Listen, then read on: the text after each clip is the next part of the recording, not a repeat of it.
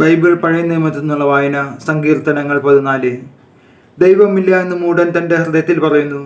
മ്ലേച്ഛതയിൽ മുഴുകി അവർ ദൂഷിച്ചിരിക്കുന്നു. നന്മ ചെയ്യുന്നവർ ആരുമില്ല. കർത്താവ് സ്വർഗത്തിൽ നിന്നും മനുഷ്യമക്കളെ നോക്കുന്നു. ദൈവത്തെ തേടുന്ന വിവേകികളുണ്ടോ എന്ന് അവിടുത്തെ ആരായുന്നു. എല്ലാവരും വഴി തെറ്റി ഒന്നുപോലെ ദുഷിച്ചു പോയി. നന്മ ചെയ്യുന്നവനില്ല, ഒരുവൻ പോലുമില്ല. ഈ അധർമ്മികൾക്ക് ബോധമില്ലേ? ഇവർ എൻ്റെ ജനത്തെ അപ്പം പോലെ തിന്നൊടുക്കുന്നു. ഇവർ കർത്താവിനെ വിളിച്ചപേക്ഷിക്കുന്നില്ല. അവിടെ അവരെ പരിഭ്രാന്തി പിടികൂടും. എന്തെന്നാൽ ദൈവം നീതിമാന്മാരോട് കൂടെയാണ്. നിങ്ങൾ ദരിദ്രന്റെ പ്രതീക്ഷകളെ തകർക്കാൻ നോക്കും, എന്നാൽ കർത്താവ് അവന് അഭയമുണ്ട്.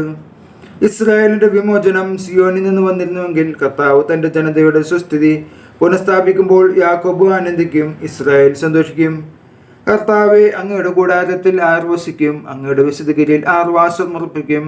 നിഷ്കളങ്കനായി ജീവിക്കുകയും നീതി മാത്രം പ്രവർത്തിക്കുകയും ഹൃദയം തുറന്ന് സത്യം പറയുകയും ചെയ്യുന്നവൻ പരദൂഷണം പറയുകയോ സ്നേഹിതനെ ദ്രോഹിക്കുകയോ അയൽക്കാരനെതിരെ അപവാദം പറയുകയോ ചെയ്യാത്തവർ, ദുഷ്ടനെ പരാജനായി കരുതുകയും ദൈവഭക്തനോട് ആദരം കാണിക്കുകയും നഷ്ടം സഹിച്ചും പ്രതിജ്ഞ നിറവേറ്റുകയും ചെയ്യുന്നവൻ കടത്തിന് പലിശ ഈടാക്കുകയോ നിർദോഷത്തിനെതിരെ കൈക്കൂലി വാങ്ങുകയോ ചെയ്യാത്തവർ, ഇങ്ങനെയുള്ളവർ നിർഭനായിരിക്കും.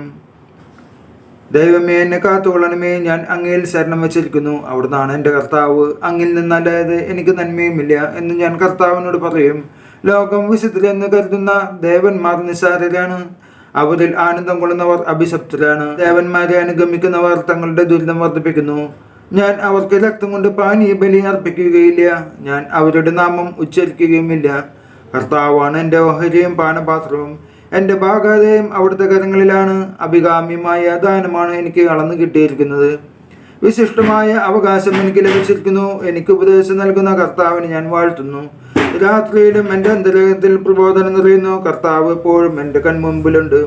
അവിടുന്ന് എൻ്റെ വലതു ഭാഗത്തുള്ളത് കൊണ്ട് ഞാൻ കുലുങ്ങുകയില്ല.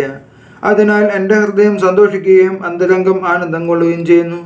എൻ്റെ ശരീരം സുരക്ഷിതമായി വിശ്രമിക്കുന്നു. അവിടുന്ന് എന്നെ പാതാളത്തിൽ തള്ളുകയില്ല, പരിശുദ്ധീകരിക്കാൻ അനുവദിക്കുകയില്ല. അങ്ങ് എനിക്ക് ജീവന്റെ മാർഗം കാണിച്ചു തരുന്നു. അങ്ങയുടെ സന്നിധിയിൽ ആനന്ദത്തിന്റെ പൂർണ്ണതയുണ്ട്. അങ്ങയുടെ വലതുകൈയിൽ ശാശ്വതമായ സന്തോഷമുണ്ട്. നമ്മുടെ കർത്താവായ യേശു മിശിഹായ്ക്ക് സ്തുതി.